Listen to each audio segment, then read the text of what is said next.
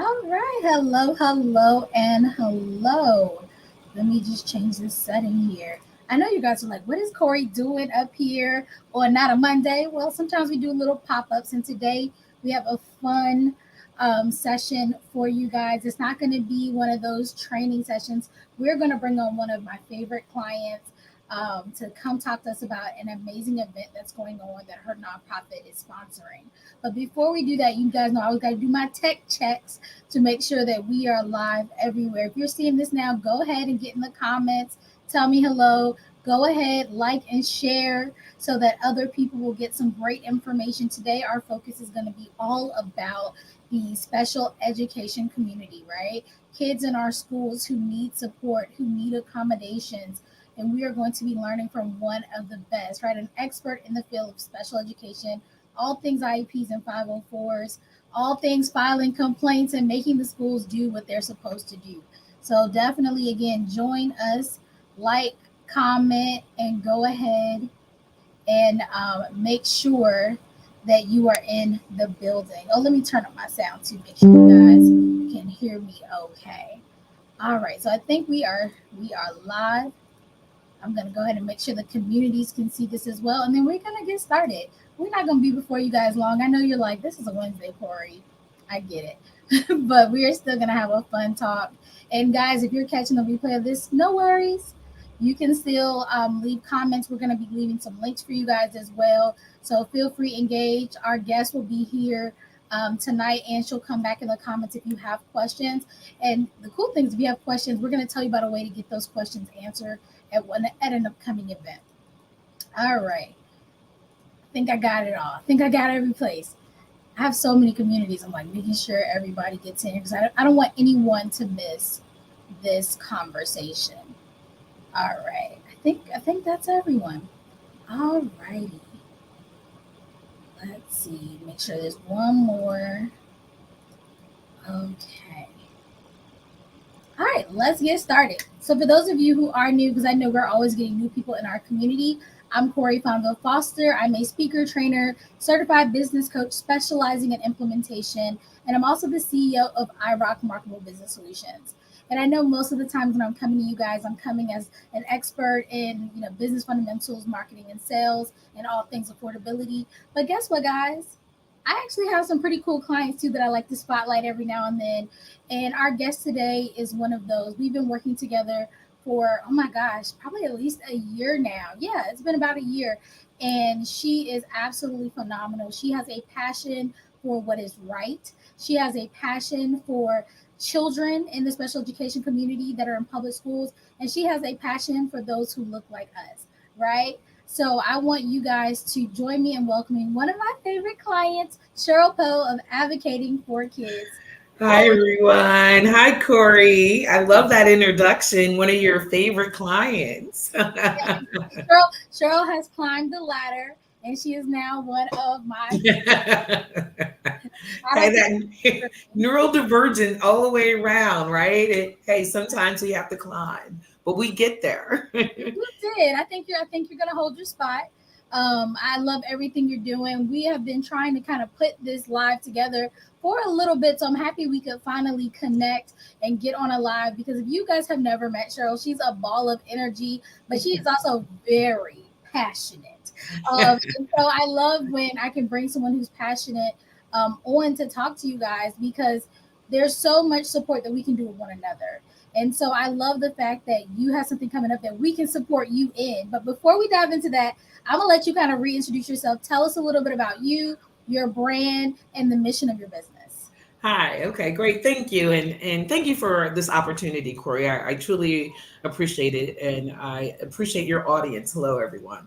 So my name is Cheryl Poe, and I am the executive director and founder of Advocating for Kids. And what we do, we are a special education organization that supports families that are trying to navigate the very difficult special education process so that their children with various disabilities can be successful in school, but then also in life. So that's what I do in a nutshell. Of course, I have a special passion for our Black neurodivergent, our Black and Brown neurodivergent students because they are the ones that are really getting the short end of the stick when it comes to identifying appropriate services that will help them thrive in our public schools. Awesome. I don't think I even know the full answer to the question I would ask you now. Okay. What got you like really fired up in this lane? Like what made you become an advocate? What made you decide to learn all these things about like IEPs and parents' rights? So I know a little bit of your story, but tell me a little bit more. Okay. Yeah. My story is it's a simple one. They pissed me off. I got angry. I got angry, and I wasn't allowed to put hands on people.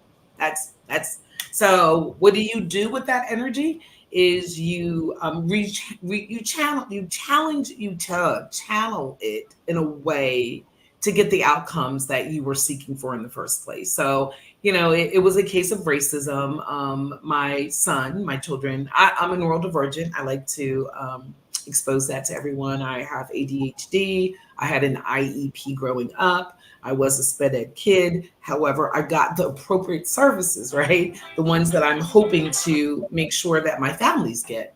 My oldest son, when he first recognized that he was having some articulation delays that were associated with being on the spectrum, I faced racial discrimination against a Virginia Beach speech pathologist who told me she wanted to stop his speech and language therapy services because she didn't believe he needed therapy or intervention. Instead, she felt that it was me speaking Black English to him at home. And because of that, I was causing confusion and Corey, that's it. I mean, imagine, I had just gotten my master's degree. I was in a post grad school program, right? And I'm having this white woman tell me that my blackness and the way that I may talk or present is the cause of an articulation delay. And I knew she was lying to me. And I knew she was at that time engaging in racial discrimination. And when I pressed her further to say, what do you mean exactly when you say that my Black English is the cause of my child's articulation delay? And she proceeded to insult the community. When I say the community, I say Black people because she's like, oh, the way that Black people talk when they're at the water cooler. And she used the word water cooler, which I'm like, yeah, like that's what we do.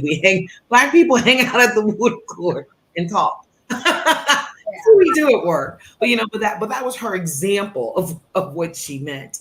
So needless to say, being like I said, being the Jersey girl I am, being also neurodivergent with a little bit of right, you can't put hands on people. So instead, I used my abilities to clearly articulate my concerns and just went to school board meetings, wrote letters. I mean, just made a mess of it to make sure that that I would not have to ever be insulted like that again, and also to ensure that my children weren't going to be harmed by her as their speech pathologist because services did continue.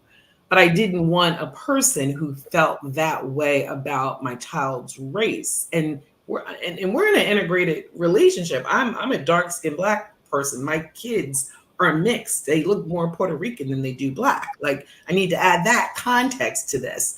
But I used her racism, her beliefs about what Black parents of raising children with disabilities, all of that bullshit stereotype, turned it around, learned every single thing I could about IDEA, which is the Individuals with Disabilities Education Act, which is the law that she should have been implementing.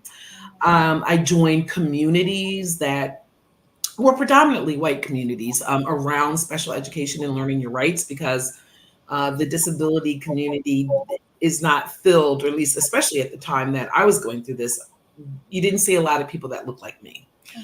So the reason why I do and continue to do what I do is because there's a need. I have like you said, I have a passion for it. And I know for a fact that Black neurodivergent children can have good outcomes when they have effective parents that are effectively advocating for them, and that they have the supports that they need to learn, I know they can be successful. I believe that in my heart. Now, we are talking about, kids that are often just misunderstood and disciplined. Yeah, So, in what I've learned in doing this work, that when we support our children and we recognize their needs, we're also preventing them from being pushed into the school to prison pipeline. that's a whole thing in itself.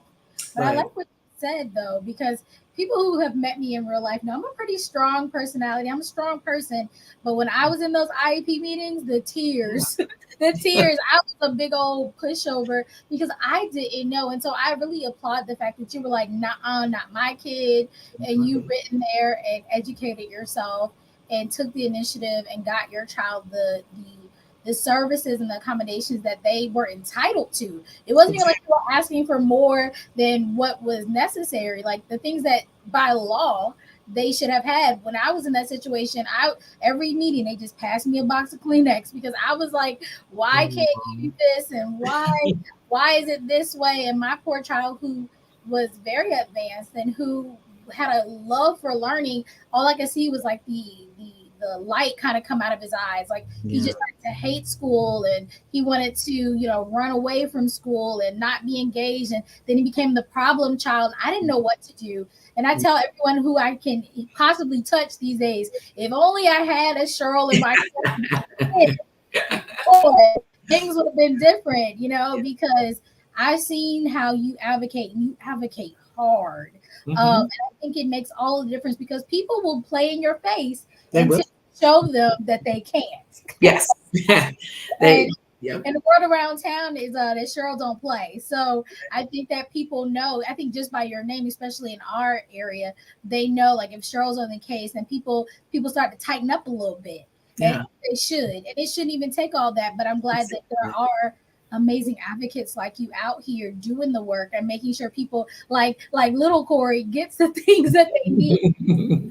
Time has gone by since that first season, right? When you Mhm. were advocating for just your child. Now you actually have a full blown company where Mhm. you don't advocate just for your kids because your kids are grown up. I was like, she got Right. kids. Yes. Uh, Yes. but now you're advocating for others, right? That next generation. Right. And one of the things outside of the one on one kind of advocacy work that you do with parents and kind of doing the informing type things you do with the community is that you put on these amazing conferences. Last year, I thoroughly enjoyed the conference that you put on, and this year I'm excited because y'all sure letting me come talk. You letting me come talk. He has an amazing lineup, so I want to make sure I give us plenty of time to talk about your conference. But tell us a little bit about kind of what inspired the conference, outside of all the other amazing things you do for your advocacy work.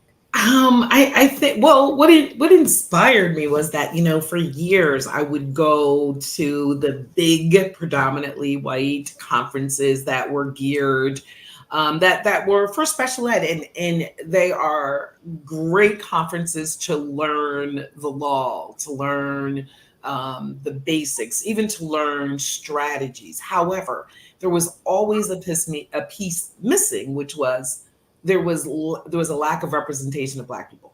Mm-hmm. And even in some of the presentations, there were a lack of understanding culturally the needs of various communities, but definitely the Black communities, just by the way that the information was presented.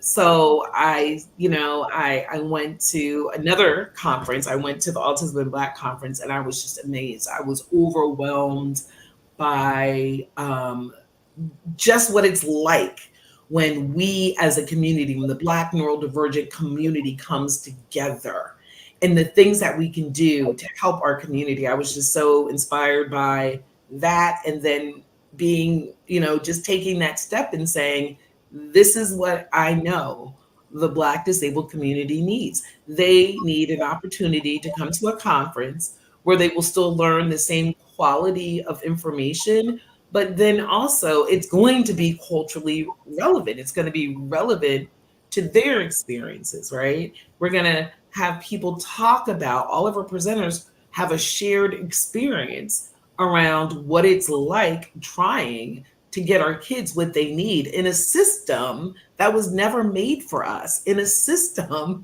that doesn't even like us or want us there. So I'm excited. I'm really excited to give the information, to break the barriers, right? Coming together and breaking some of those barriers. And I'm excited about your piece because I think homeschooling is such an important option for the Black community, the Black neurodivergent community, and we don't talk about that a lot. And I'm really really glad that one of the sessions that we're going to have is, hey, even though your child is neurodivergent and your child has a disability, homeschooling is and could very much be the solution to move your child from feeling depressed, feeling anxious at school, crying every morning because they don't want to go to school. And even, I know of cases where kids engage just in school refusal because the experience is so horrible. So, we'll have presenters like Corey that'll tell you, hey, you can do this. This is strategies that I use when I am homeschooling my neurodivergent. So it's giving information and maybe even in areas that we as the Black community don't always consider. Absolutely. I know, look, I'm a little biased, y'all, but I just got to be real. I'm excited to hear Destiny Huff speak. Yeah. Like, she is one of my favorite presenters. I follow her on IG. If y'all have never followed her, if y'all don't know who I'm talking about, you need to get up on your keyboard and reach out because she is so fun and so real. I know for me, that's probably why I gravitate towards you. I love people who break that wall of like, got to be buttoned up and say things just the right way. Like Destiny gets real and talks about what it's really like up in these schools and the things that our kids are facing and how we as parents can really get in here and get the job done. And I love that she also is neurodivergent too. So she has the lived experience and the professional experience. Yeah. And then, of course, you have Kwame and his wife coming as well. I Yeah. love Kwame, boy. I love seeing the male perspective because Yes. we know how just important it is for men, father figures, mentors that are people who identify as male to be in the space and Mm. really also do their part and kind of work with us as we try to support our kids. What are some of the other sessions that you really like?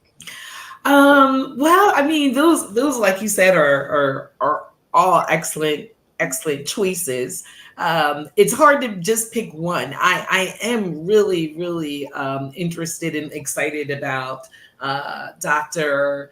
Janita Gillings, who's a PhD in speech language therapy, and she's actually doing her title session is called getting into it, right? Advocating for the Black neurodivergent child and their communication needs.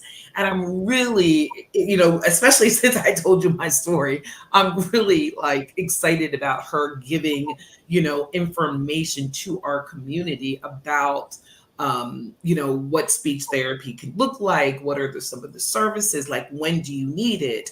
So that is Dr. J. She goes by. That is a topic that I think is going to be really, really, really interesting.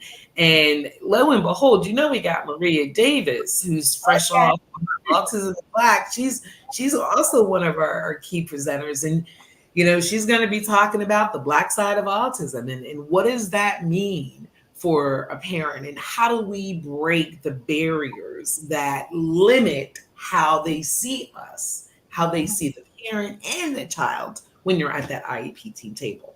So that's really going to be great. And then I can't leave out. I mean, I have so many. I don't know if I want to tell Oh, we everybody. go, no, we go through them because I know word on the street is that, and I know that some parents' ears are gonna perk up with this part. But I heard you got a lawyer coming because everybody always wants to know the legal tea. So tell me about that right there. Yes.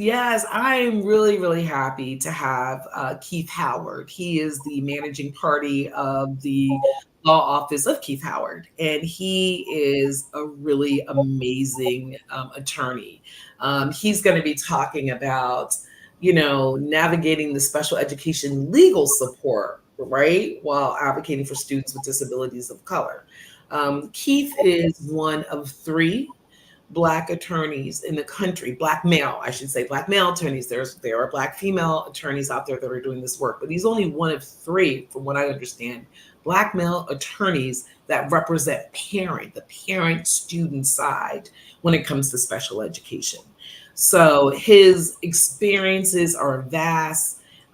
He is really going to be able to help parents recognize when you should be seeking legal support, right? When you just might need to meet with an attorney versus, things that perhaps an advocate could take care of.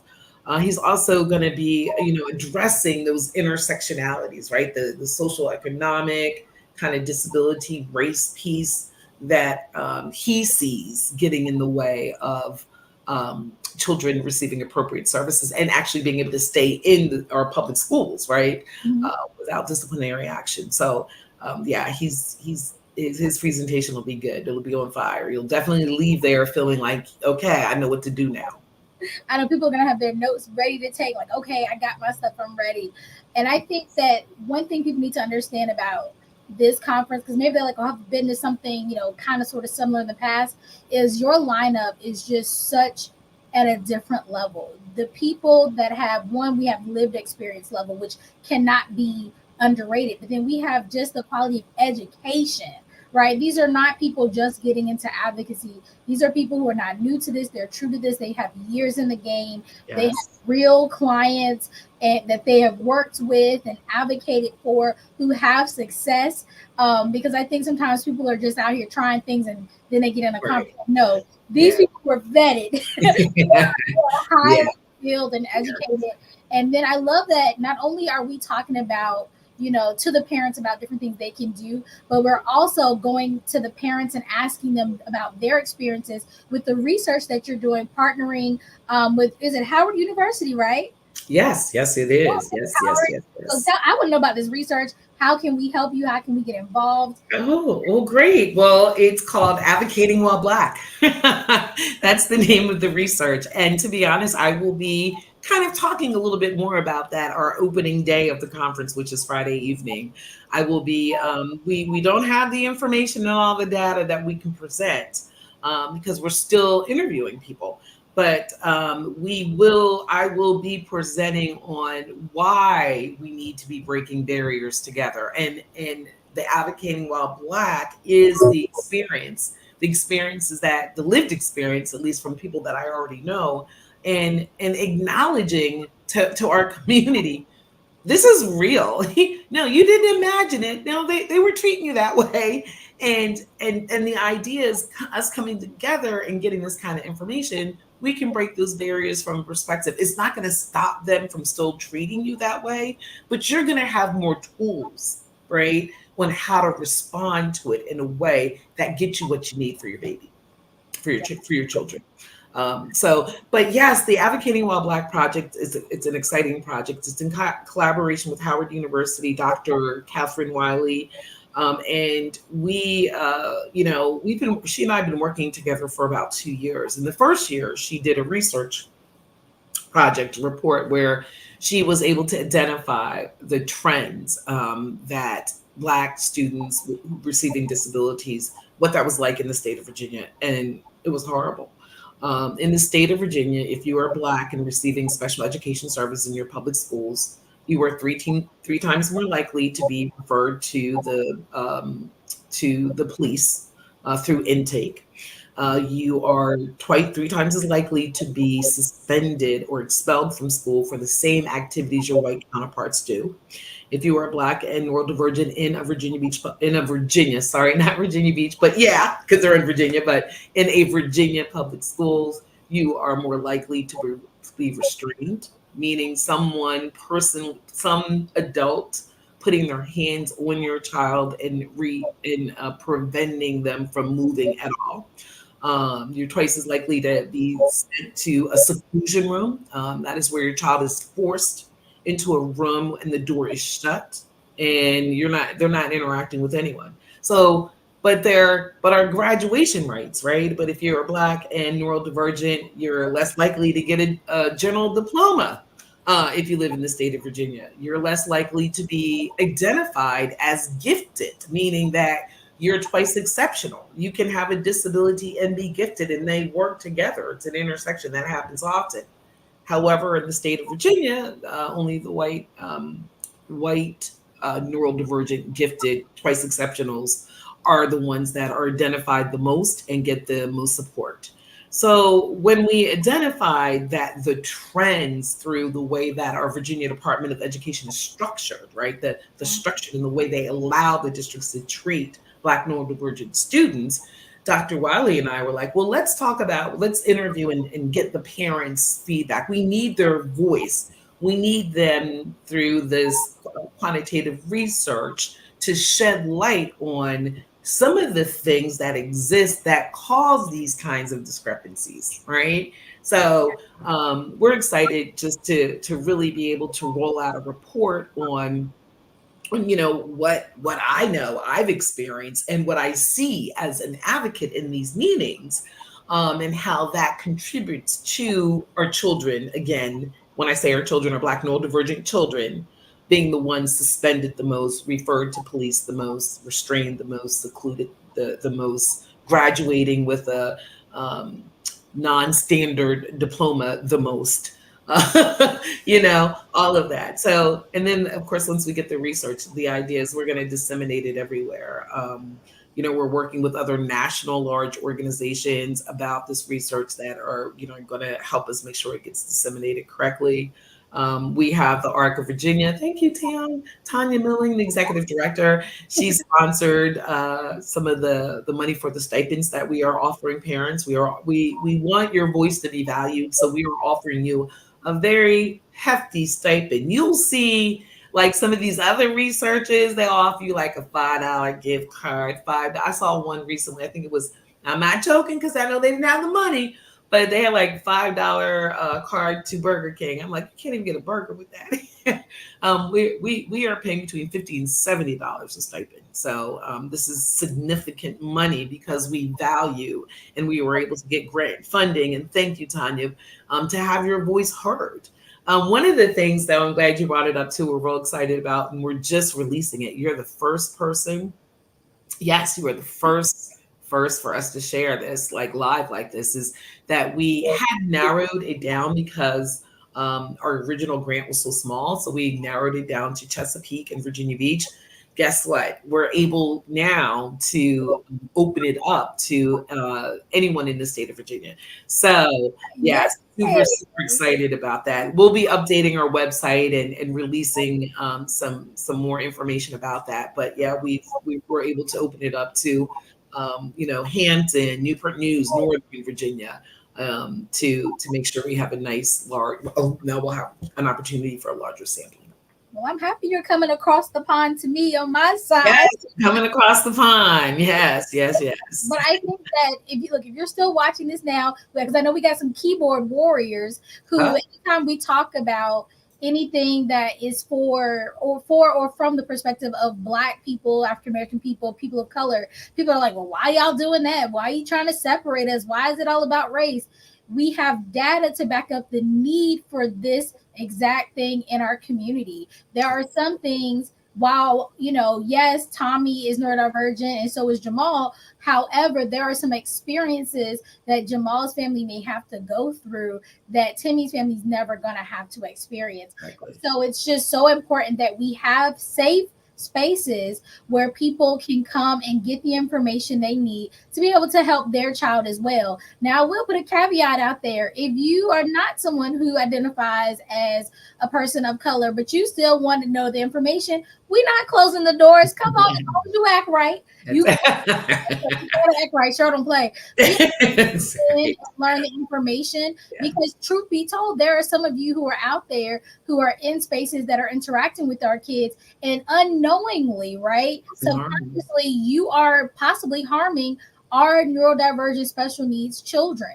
And so I encourage you to come and get a ticket, sit there, humble yourself and learn and see, hey, could I take something back to my colleagues, to my practice, and better what we're doing for these kids to make sure that we are all benefiting from this amazing information. So we're not saying people can't come, we're just saying come and act right. But also, if you are someone who is a person of color and you do have a child who is neurodivergent, who is in the public school system or is currently being homeschooled, then this is definitely the conference for you. Not only are we going to be getting great information, but if you have a VIP ticket, you actually get a little bit something extra because Cheryl, who is the IEP specialist that we have, she is going to be doing some IEP work, like very hands on with you guys and talking to you about like real time accommodations and talking to you about scenarios that you are probably facing right now, right? Yes. We're about to go into the new school year. You want to be armed, fully armed to support your child. Because I know for some of you,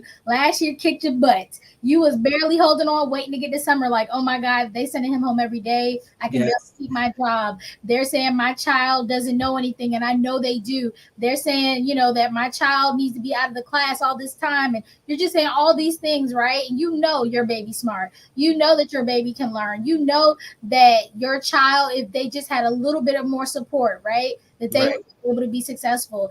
You need to register now because the information that we are going to be pouring into you over August 23rd, 24th, 25th is going to set you up for success for your family, not just for next school year, but for the rest of your child's life. Because we also talk about transitioning from elementary to middle, middle to high school to adult life. So please do come. Please, if you are in the application community, come talk to us, share your insights. There'll be Q&As. I love the Q&As. People have some really great questions. There Yes. will also be, Cheryl was recently featured in a book. I don't know if Cheryl has the book in front of her, but she was featured in the book.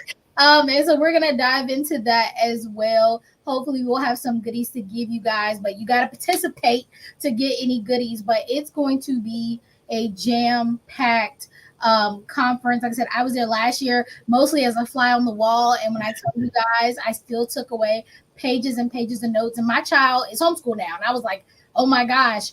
Cheryl also outside of the conference is very active on social media. And for those of you who say conference is good, but I know for certain I need a personal advocate. That now, I'm gonna say this now. It's August 7th. I mean, it's July 17th. Her Yeah. spots fill up fast. She Yeah. can be your advocate. The one and only Cheryl Poe can be an advocate for your family and support you through the whole school Yes. year. But there are Mhm. very, and I know because I'm going to back you, there are very limited spots. So if Yeah. you think you don't even have to wait to the conference, if you're thinking right now, I need this lady in my life, go ahead and reach out. She is at advocatingforkids.com. You can check, no, not .com. Did I say it wrong? .org, right? Yes. .org. Yeah. Advocatingforkids.org. You can go through the website, see what her offerings are, and connect with her through that website. Do you want them to email you, Cheryl? Yeah, they can email me. I'm trying to drop my link to the website. I guess it doesn't let me here, but if you want to share the link, or they can also email me.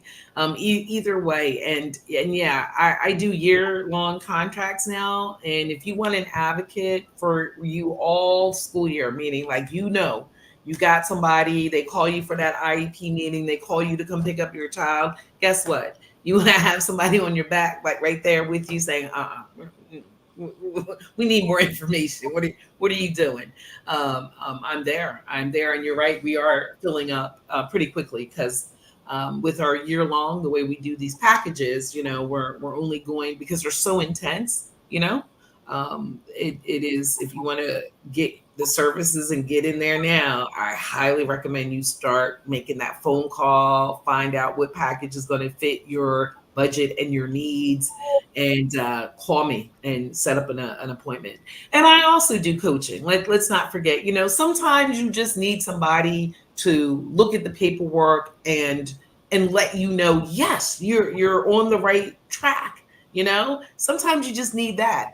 I can provide that for you also. I do a very deep dive record review. In fact, I love digging in people's records. I really do. It's weird, but it's like, oh, okay, I get this, right?